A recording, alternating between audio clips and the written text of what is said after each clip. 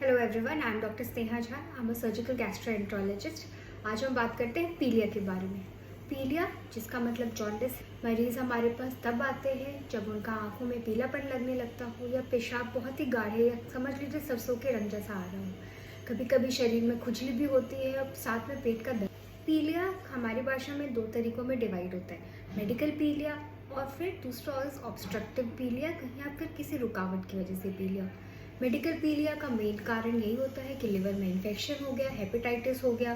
कभी कभी शराब के इंटेक से पीलिया हो सकता है, लिवर खराब होने लगता है तब पीलिया हो सकता है, या फिर जन्म से कोई प्रॉब्लम हो लिवर के एंजाइम्स में, जैसे कि गिलबर्ट हो गया, ड्यूबिन जॉनसन्स हो गया, उस वजह से पीलिया होता है।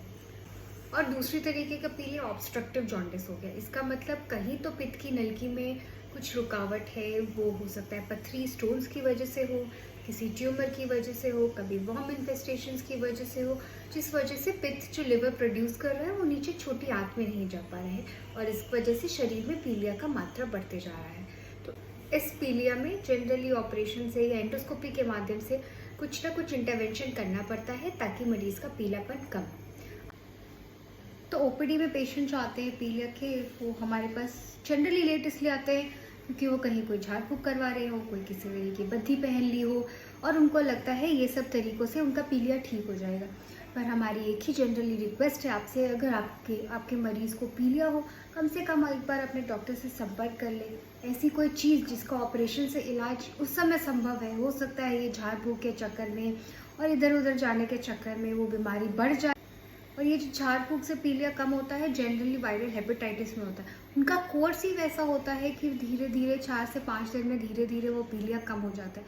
तो बेसिकली ये झाड़ फूँक, बद्दी बांधना, इन सब चीज़ें बहुत कुछ आराम नहीं होता है। ये अपने उस डिजीज़ का कोर्स ही ऐसा है कि वो धीरे धीरे पीलिया कम हो जाता है। पर इस चक्कर में वो प्रॉब्लम्स जो सर्जिकली ट्रीट हो सकता है, जैसे पित्त की नलकी में पथरी होना या कोई ट्यूमर हो जाना, वो सब धीरे धीरे प्रोग्रेस करते रहते हैं। मरीज़ और बीमार होता चला जा रहा है, उसको ऑपरेशन के लायक नहीं होता है। पीलिया ट्यूमर की वजह से भी हो सकता है, जो पित्त की थैली में हो, पित्त की नलकी में हो, या फिर पैंक्रियाज में सूजन हो, उसमें ट्यूमर डेवलप हो रहा है, उसकी वजह से भी पीलिया हो सकता है।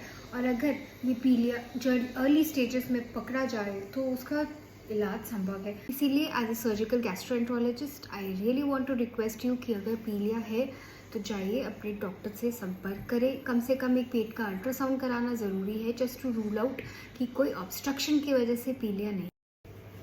Hello everyone.